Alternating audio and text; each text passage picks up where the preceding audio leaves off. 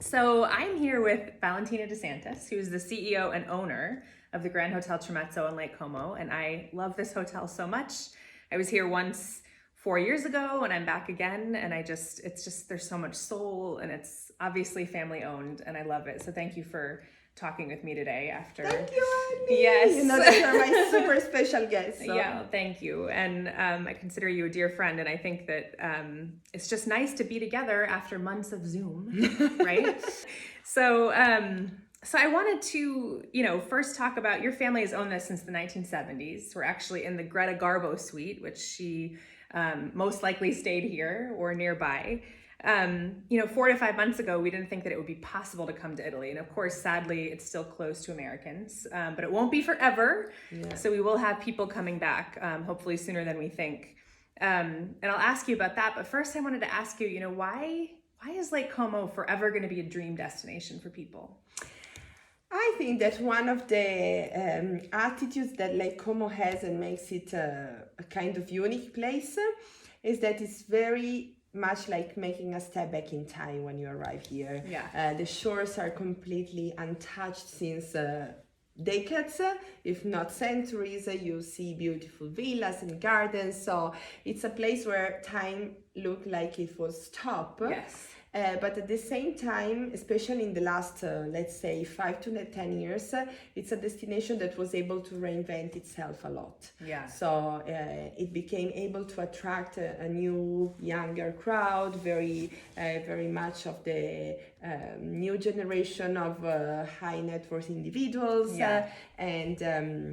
And of course, this was a very positive circle, I would say, that pushed us also to keep on investing and making things more attractive and making the destination look good, cool, appealing, with new activities to do. Good food, good experiences, nice restaurants, beautiful things to do.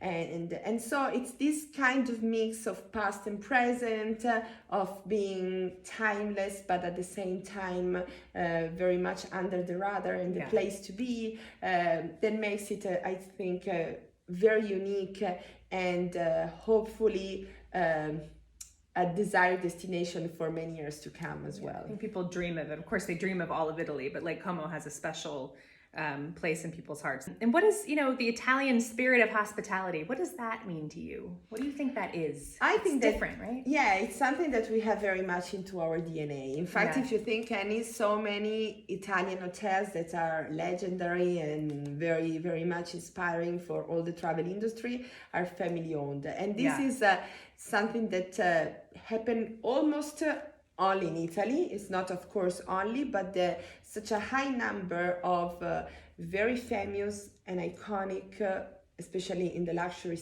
segment, but this is actually all over the hospitality industry in Italy, is still belonging to families. So it's really a big part of the offer that Italy has, and all the families like us that still own a place like this put a lot of passion and a lot of their time, a lot of their efforts, and all the entrepreneur spirit into their places to make them work. This is part of our culture, so being hospitable even outside of the travel industry, even just with friends. Italian are usually very warm and hospitable.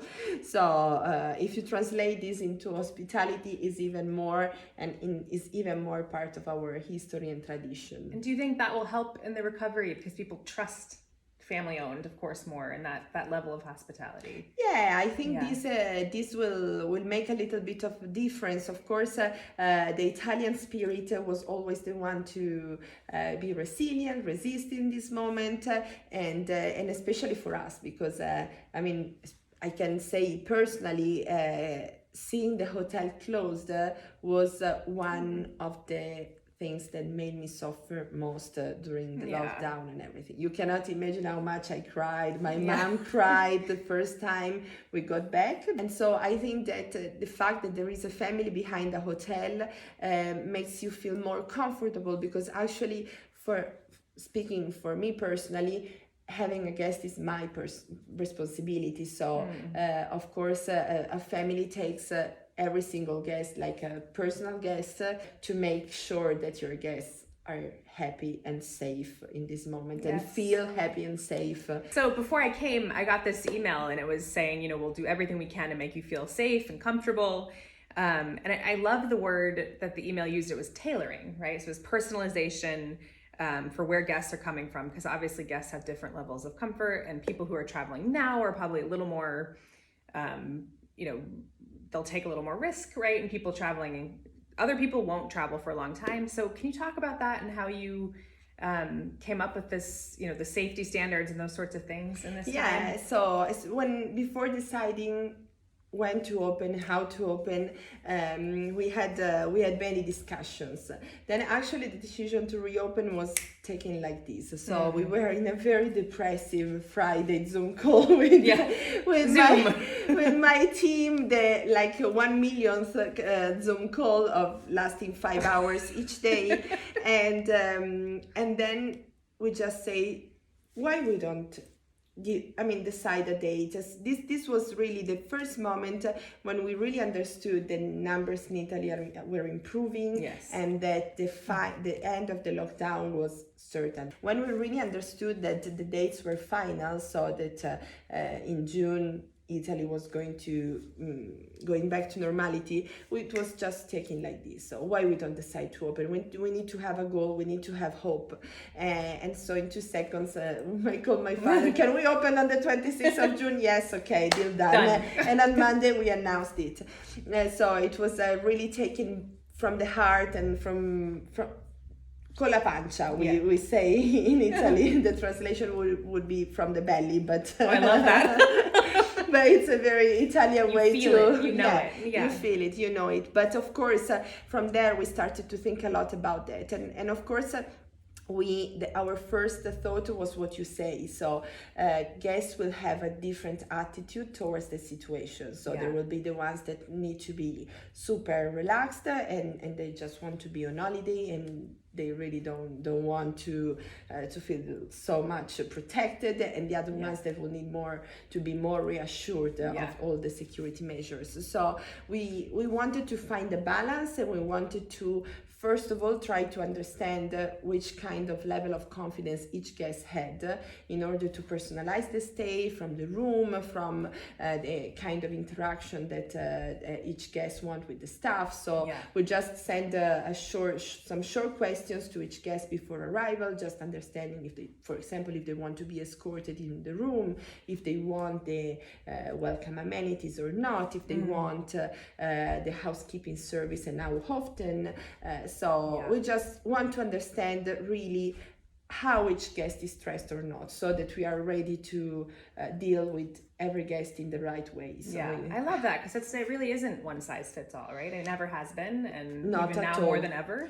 Yeah, so our aim was keeping all the safety measures as invisible as possible, but at the same time, who needed to know them, they're there to find them immediately and to be very and at the same time, another aim was to keep everything invisible and to transform the things that are not invisible, like for example the masks, in something memorable, and something Italian, so something that could remind in any case a special moment. So for all the guests that we have in house now, it's their first step out of their country, out of their home after all this situation, and so of course is a special moment. So for example, we are giving to each guest some silk mask to remember the strong silk tradition that Como has, and it's a kind of very souvenir really to make a mask, which is a device that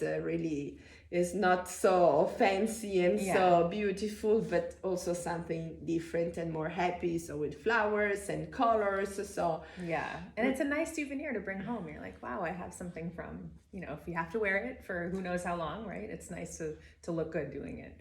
So And you know, something I've noticed, I'm American, obviously, and a few of the staff members here have asked, "Are you American?" And oh, we miss the Americans so much. And, Yeah, we miss them so much. It's true. and I love that, and I think, you know, I mean, what have you noticed? You know, how are American travelers? How do they differ from? Because usually they're a large portion of your guests. Yeah, and now of course they're it's not. one of our main markets, of course. What are the differences that you've noticed between Americans and? I mean, I know it's generalization and you know, but no, of course. I mean, what we're missing the most of our beloved American guests is the enthusiasm, the love for everything that is Italian, the curiosity they have for our culture, our food, for everything, for our history. That everything is that is Italian in some way. So. This enthusiasm and passion that is really much it has always been a strong engine for us, giving us power and energy every day to face, of course, some very tough seasons. So this is something that of course we miss, but we are finding a very beautiful different kind of guests that mostly come from Europe and for all the closer countries that have at the moment we notice a very different behavior, so that I don't know if it's due mostly by the nationality or also by the situation.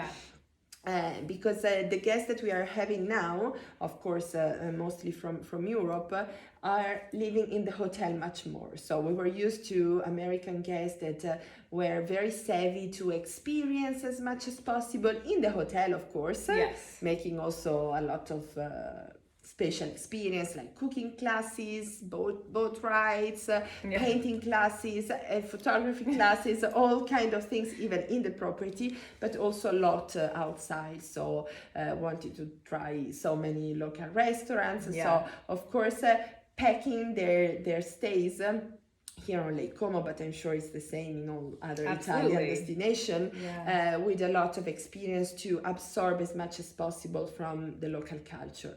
Of course, also given maybe the proximity, our European guests have a completely different attitude. So they come here just to slow down, have a slower pace, relax, enjoy a holiday. So most of them don't even leave the hotel. So they check in and they check out, like me during the lockdown, never going out.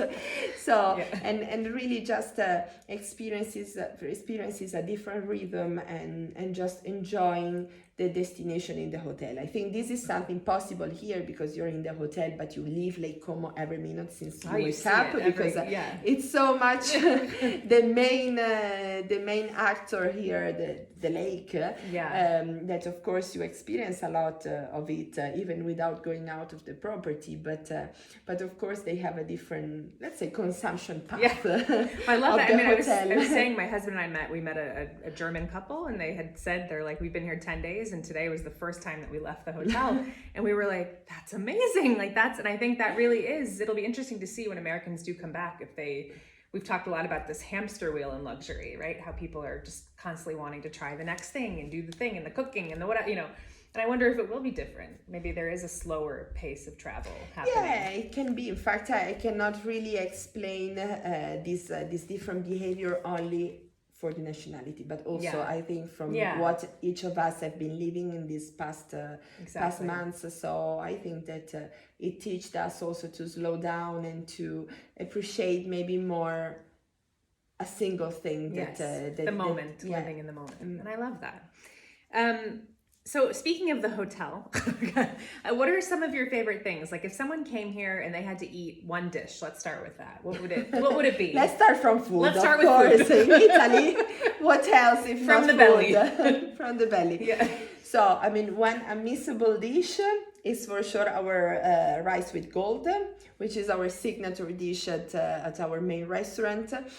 We started to work in 2011 with Gualtiero Marchesi, which is the Italian chef. It's the first Italian chef that got a 3 Michelin star, and he's considered the father of Italian cuisine. So it's a kind of old school. So this is again something from the past, something very into our tradition, very rooted in our Italian tradition, and his most popular, most famous, and most iconic dish was this rice with gold, which is served on a black plate. I mean, it is it's like a ritual. It's not only just eating a risotto, because at the end the recipe is just a fantastic, perfectly executed saffron risotto. Amazing. Nothing different. It's just one of the most delicious saffron risotto that you can taste. But the overall experience is how it looks like, the preparation, the philosophy. So it's served on this, of course, round black plate.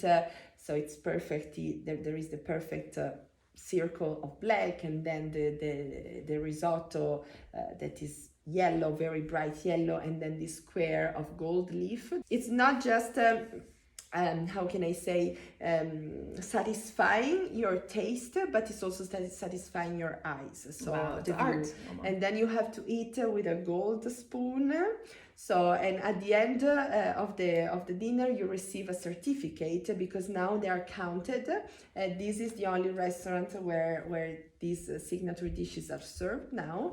He opened many restaurants during his life, even in the States, in Russia, Japan, so France. So it was in Paris. It was very international, and now, of course, with the years passing by, everything is focused, and we remain the only one. Amazing. And so it's also counted. So you leave with also certificate with the numbered risotto. With gold. I love that. I love the name, and if you want to be more simple, you cannot miss the pizza. Pizza is very good. Extremely good. So, and what else do you love about the hotel? I mean, obviously it's your hotel, so it's but things that guests love that, that you've noticed. The compliments that we receive most often, and that especially makes me more happy, is about the people. So what I love really much about the hotel is the staff that we have. It's not even a staff, we call it our GHT family. It's really a big family. We are, of course, a family-owned hotel, so there is a real family that is present every day. And we love each of the people that are working here.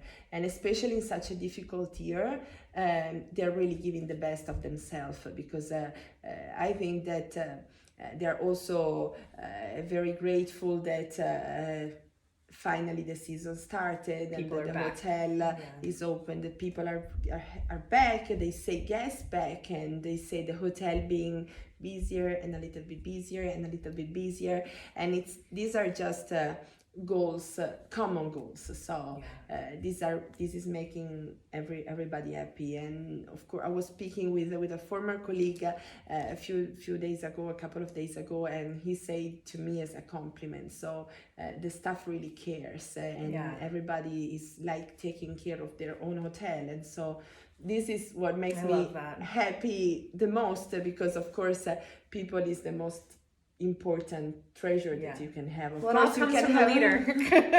No, it's not true. I mean, I'm just lucky. I'm just lucky because I'm surrounded by very, very, very special people, and this makes a lot of difference, and a lot of the experience that I mean, of course you must have a beautiful property, and I think that also the enchantment, the fascination of this place helps, because the people that love here, that work here, love the hotel. Really, they love it. They fall in love. Maybe from the first day they come here and they say, "Oh my God, it's my dream place." So having a beautiful property, of course, it's an important part. But without the people, without the soul, we would not be anything. So. I think all of those of us who travel in this space and work in this space, I mean, there are a lot of soulless luxury hotels, right? And you just kind of recognize it right away, and you're like, oh. It's not worth the money. It's not worth coming. It's not worth my time. And I think it's just so different here. And of course, you can't miss, some of the things I've loved, like the pools, the infinity pool at the spa that overlooks the lake. And you have this incredible Olympic-sized pool in the middle of the lake. And then you have the back pool, which my daughter has loved. And then I loved, this morning we walked up, because your childhood bear was named Bobo. Right? So Bobo, all the kids that come in get Bobo. Of course. And then there's a real big Bobo who lives outside at the top of a hill, and it's the most incredible view of the lake. So you kind of walk up there. I should have worn better shoes.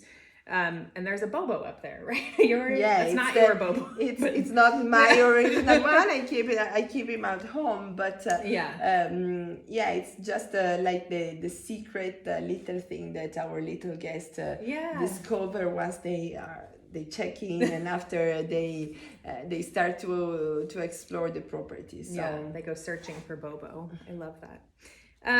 Well, so if you're not on Lake Como, and obviously you've spent a lot of time here this year, where else do you love going in Italy? I mean, I love all Italy. It's very, very hard picking up a place. I mean, from Amalfi Coast, Capri, Sicily, Tuscany. There is not a place where I shouldn't love to be in Italy. But now that I have a family, I have 2 kids, I have a special place of my heart. That is Puglia. So Puglia is a place where I go every year. I was going even before without kids, but now I spend longer time with them.